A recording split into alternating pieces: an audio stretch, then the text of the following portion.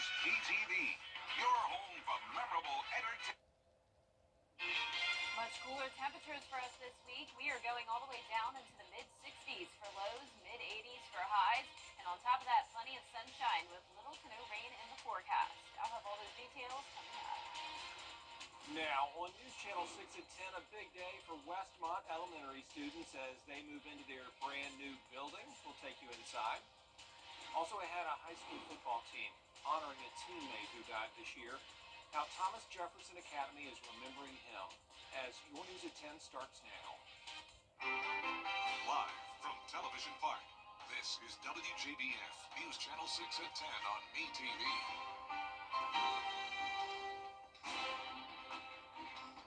Good evening, everybody. I'm Brad Means. Thanks for joining us tonight as coverage you can count on begins with students at the brand new Westmont Elementary School in Columbia County in their new building. That comes after 2 weeks of construction delays to start this new school year.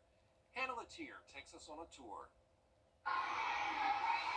The two-story facility has the same design as some other elementary schools in the county. It's large enough to hold the roughly 700 students, with fifth graders on top and lower grades on the bottom level. I feel like Dorothy clicking my heels like I'm home, you know. Special additions include a courtyard for outdoor learning, a stage in the cafeteria, and a decked-out playground.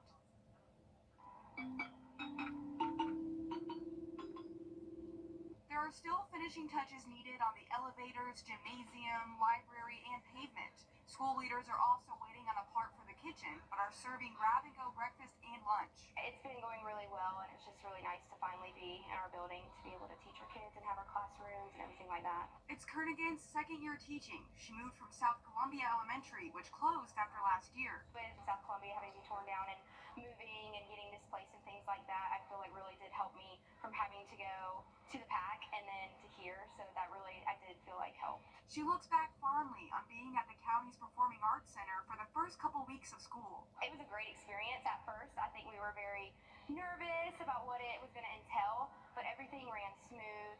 Admin and the board, they all came together and gave us everything we needed to be prepared. And honestly, I think it was just a great learning experience too for the kids and something that we'll never forget. In Martinez, Hannah Latier, WJBF, News Channel 6. And the elevators and paving along the front entrance are supposed to be completed this week. Looks really nice out there. An arrest to tell you about in an Augusta murder case tonight. 18-year-old Malcolm Bryant charged with murder in the death of 16-year-old Sadiq Brown.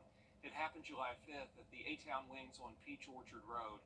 18-year-old Kiernan Walters is also wanted in this case.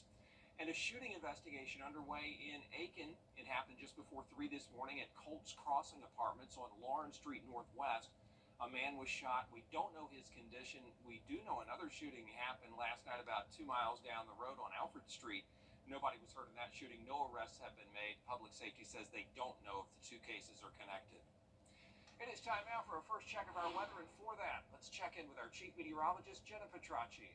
Well, it's a nice night, Brad. We did have partly cloudy skies earlier, but now those clouds have cleared. Definitely no rain, just a little bit of patchy fog. You can see that around the border of Aiken and Edgefield County where visibility is poor. Otherwise, looking good outside. Here's a look at our Terry Lambert Hyundai Skyview Cam at Augusta Regional Airport. You can see today, definitely no rain at Augusta Busch Field, high of 91, putting us right around average of 92. The record is 105, set back in the 1920s, and that just goes to show that it is definitely possible that we could have triple-digit heat around this time of the year, and that's just not the case. We're actually going to top off only in the 80s over the next few days. Low is also just a couple degrees below average at 69, and right now we're already down to 72 in Augusta, 79 in Allendale, 78 in Evans, Millen still at 80 degrees, so pretty big variety of temperatures here, 76 in Edgefield, 78 in Waynesboro. Dew points are also a big spread, anywhere from the low to mid-60s down to the low 70s, dew point of 73 in Sylvania, so we definitely have more moisture in our southeastern counties. Satellite and radar not showing much going on for anyone, though, just those scattered showers and storms off to the east of us, mostly impacting the South Carolina coastline along the stationary boundary with low pressure along the border of Georgia and Florida. This front will continue to linger in this area, keeping that slight chance of a few showers for our southern counties, but for the most part, we'll be dry with this drier air moving in from the northeast, winds only at 5 miles per hour. At the moment, continuing to see that northeast wind through morning as we dip down to around 65 degrees. Coming up, I'll have a look at that full 10-day forecast, so stay with us. But back to you, Brad. All right, Jenna, thanks. Augusta leaders going to hold the line on a local school paying tribute to one of its own gone far too soon. Thomas Jefferson Academy is honoring the student athlete in a big way. Graham Lee is in our studio now with the story. Graham? Well, Brad, Carter Gay died this past February in what the coroner's office is calling a tragic accident. He played a big role on the Jaguars football team, and they tell me it's their mission this fall to make sure Carter's legacy lives on. I've been coaching almost 25 years. This is the first time I've ever lost a player, and so I really didn't know what to do. Carter's death stays fresh on the minds of the Jaguar football team, but it's a tragedy that's brought them even closer together. I feel like after he passed away, we bonded more as a class for sure. And like with some of our buddies, we kind of got a lot closer, and especially as a team, we bonded. The team remembers number 53 as a leader on and off the field. That's why they decided it was only fitting for his number to be on every player's helmet for the 2024 season. It meant a lot to me as a friend and a teammate. You know, just a great guy. Do anything for you, anytime. Didn't matter where he was, what he was doing, he'd be there for you. We went to Renz Elementary School in kindergarten and first grade, and then he came over here before me, and then I came over here. And we've always just been friends, and he just was the best person I knew. Carter's locker is empty, but the team's hearts are full of love for their friend, and the spirit for their fallen teammate is undeniable. We want to honor his memory, but we want to make sure that that he's remembered. And I think it's that's one of the things you always worry about. We have a shadow box in the lunchroom, and you don't ever want that just to become, well, there's that guy. We want Carter's memory and the influence and the impact that he had on the lives of our students and on his family and on the community to last for forever. And that's what we're trying to do here. The Jaguars will play their first home game of the season this coming Friday night at 7:30 p.m. Carter Gay's family will be attending, and the team plans to honor them in a ceremony before the kickoff. Brad? All right, Graham Lee tonight. Thank you. The wait is finally over for Doctors Hospital. The state of Georgia giving approval to build a new emergency room in Evans.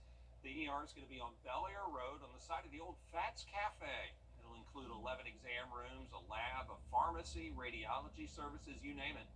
It'll also have entryways for ambulances. The building is going to face North Bel Air, right across from Piedmont's primary care campus. We are so excited at Doctors Hospital to be able to provide emergency services in Columbia County for the residents of Columbia County. We know this is something the community has wanted for a long time. We've been on this journey since 2020 to bring services to the residents of Columbia County, and we are so excited to now move forward with demolition of the former structure of the building and building our new freestanding emergency department. This new facility now is separate from the Wellstar MCG hospital that's coming to Grovetown. Still ahead, bringing the extended community together in North Augusta. We take you to the National Night Out in Riverview Park after the break. And we'll have a mix of sun and clouds the rest of this week with little to no rain and much cooler temperatures. However, next week we'll start to heat back up again. I'll have a look at that 10-day forecast right after the break. Get up to 70%. Now, your most accurate forecast with WJBF Live Viper 6. Welcome back. Well, if you step outside and look up into the sky tonight, you will see the super blue moon once again. Now, it doesn't look nearly as impressive as it did at its peak last night, but it is still visible thanks to our clear skies. And here's some awesome photos that were taken last night by some viewers. We have Sanjeev from Augusta, downtown, really cool view here, and a close-up shot from Mark Adams taken in Trenton, South Carolina. So thank you to the both of you for sharing that photo. As I mentioned, it is a mostly clear night, nice and dry. Here's a look at our Terry Lambert Hyundai Skyview cam, sitting at 72 degrees, dew points in the upper 60s. Winds are calm at the moment, seeing anywhere from those low 70s down towards the upper 70s. So definitely a bit cooler up towards the north with some patchy fog around as well, anywhere from McCormick, Lincoln, down into Aiken County. We do have a big variety of temperatures all across the nation with extreme heat out towards the west. 109 in Phoenix, but check out these temperatures along the East Coast. 62 in Portland, 62 in Washington, and then even down towards our neck of the woods, a little bit cooler than normal. You can see we have this frontal boundary that's pretty long, drapes all the way across Texas and all the way up the East Coast. This is a slow moving system, and we have the cooler temperatures with it, and not much rain in our area. Now, out towards the west, an opposite situation temperature-wise. We have this dome of high pressure with above average temperatures, so pretty much split across the country. For us, mid-60s tonight, and continuing to drop all the way down to 64 Friday and Saturday. Rain chances are very minimal, only giving it a 10% chance over the next 3 days, and over the weekend it will be dry. So mostly sunny skies for your morning, partly cloudy in the afternoon, heating up to around 85 degrees. On our futurecast here tomorrow at 6 a.m., some patchy fog possible with that stationary front to the south of us. It's going to try its best to bring us a few spotty showers in the afternoon, but we also have that drier air coming in, really making those rain chances very minimal, and pretty much the same thing as we go through time Thursday, and by Friday morning, still a few stray showers around, but definitely not a washout for any of these days. So let's bring it closer to home tomorrow at lunchtime. You can see we have some clouds, but no rain until really around 3-4 o'clock, possibly a spotty shower or two here or there, primarily in our southern counties later on in the evening, but definitely nothing significant, and no rain to worry about when it comes to the tropics. But NOAA did just give their August update, and they are expecting an above average season for sure. You can see 17 to 24 named storms, when on average we have 14. Now, of course, we haven't had that many so far this year, and the tropics are quiet for now, but as we go into the end of August and September, that's when we get closer to the peak of hurricane season, and we'll need to watch the central Atlantic basin in particular. 60% chance that we could have development there over the next few days. So you can read more about this and the latest update on hurricane season on the latest Beyond the Forecast with meteorologist Miller Hyatt on our website. Our 10-day forecast now showing really nice weather conditions through the weekend. Temperatures once again cooling down. Lows in the mid-60s, highs in the mid-80s, a nice sunny weekend. And next week we heat back up, and we'll see around a 20% chance of rain. All right, thanks a lot, Jenna. North Augusta now, where the city hosted its National Night Out event. It was originally set for Tuesday, August 6th, but weather delays pushed it to tonight, and it was a special evening for sure. Chance for folks in the community to come together with law enforcement to try to build a stronger relationship with them. North Augusta, Edgefield, and Aiken counties all represented. We deal with the community every day in our job, whether it be in a law enforcement role or not. And the goal that we want to do with this, and the goal is to, is let people see us in a time where maybe it's not the worst time we've ever had. It's not a time where, a loved one's passed away or their house got broken into or something like that. They come out, see us in a little bit more relaxed setting, and get to know that we're all just humans as well. And the event, as the name indicates, is part of a nationwide initiative. Stay with us for more coverage from the Democratic National Convention, their roster, and the Evans football team starting out the season with a big win. Stay with us. CSR. Too much. Call now. Now, WJBF sports coverage you can count on. The Evans football team started their season with a huge win over Thompson, and now they're ready to keep that streak alive as they gear up for week 2. It was a thrilling game between the Knights and the Bulldogs, with Evans ultimately coming out on top 35-28.